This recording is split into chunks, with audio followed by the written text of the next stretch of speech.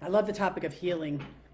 And the reason why I love the topic of healing is it's because it's such a, like anything else, like in order to get help, you have to admit to having a problem, right? As I alluded to in my written part of this live, it's like the alcoholic who drinks late at night and says, oh God, such an alcoholic. And yet, there's like this idea that one is joking, but underneath they're like, oh my God, I've got a real problem on my hands that I can't control.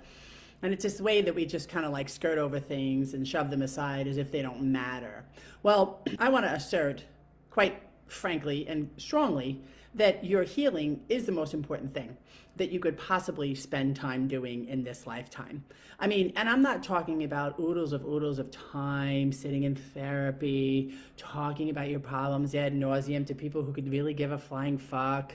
I'm talking about the deeper work of confronting yourself, where you've been broken, not necessarily how you've been broken, because yeah, I do believe that, at least this is just personal to me, there is some introspection that requires looking at family systems, how I grew up, what my parents are like, but none of that is about blame or holding any of them or any of the things that happened responsible for why I am the way I am or who I am today. Because once I've matured, at least physically and ideally emotionally or even spiritually, I should be able to extricate my current personality from the things that happened to me to be able to focus on who I am now and what I want to be, right? Yes, those people, those events happened and they created how I am. But also remember that some of the worst things that have ever happened have been responsible for creating the best things in my character. I mean, I can honestly say that part of how I deal with, let's just say, money today, which I believe is in a really healthy way. I do not have debt. I don't mismanage my money. I always have enough. I save money.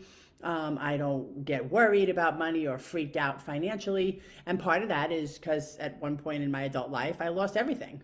And came to realize that, wow, I worked hard my whole life and just everything went into the shitter. Well, that taught me a powerful lesson, which is to say that my fear will rule my life and create circumstances much, much more than my ability to work or my intelligence.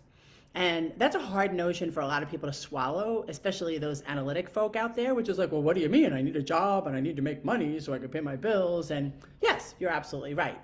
I just approach the idea of money making from a much more attraction, magnetic, and even holistic and spiritual manner, which is that it's an energy force that I need to open myself up to. I need to find and show up for opportunities, and then those opportunities will attach themselves to me if in fact they're the right fit. And I do not or will not, I do not want to, and nor will I spend time in the endeavor of making money for money's sake if I'm not enjoying what I'm doing. That's a waste of the breath of my life, quite frankly. To any time to spend time doing something that I don't really like for personal self-centered gain is, I don't know, it's like smothering myself in poo-poo. I just don't want to do it, right? But really importantly, and back to healing, what that negative event taught me was how to heal myself around my own sense of lack. I did not have an appropriate, comfortable, and secure notion of financial security. I do now. All right, and I can teach you how to have one, because there are those of you out there that are making tons of money. You're always worried about it. It doesn't have to be like that. So the healing that's available through my work, through coaching with me, through I've read tons of books I could recommend. I've, been to therapists. I've been to self-help weekends. There's a lot of help out there that does not cost an extraordinary amount of money. And if, in fact, you do prioritize your own healing, that means you are interested in becoming a better human being. If you become a better human being, better being defined by you. I'm not talking about being a good, morally upright person all the time. But if you become a better human being according to your standard of what it means to be better today than you were yesterday, I'd be willing to assert that, you will also be happier. And I'm not talking about better materially. I'm talking about better from the inside out. Are you who you want to be? Are you spending time doing the things you'd really like to spend your time doing? Do you spend more time in peace of mind and contentment than you do in worry and stress and anxiety? That's the formula for having a good life. And you've got to look at your life and you've got to heal some aspects of your life if you want to continue to grow and if you want to be healthy in this world and in this lifetime. So there you go, on healing just for today.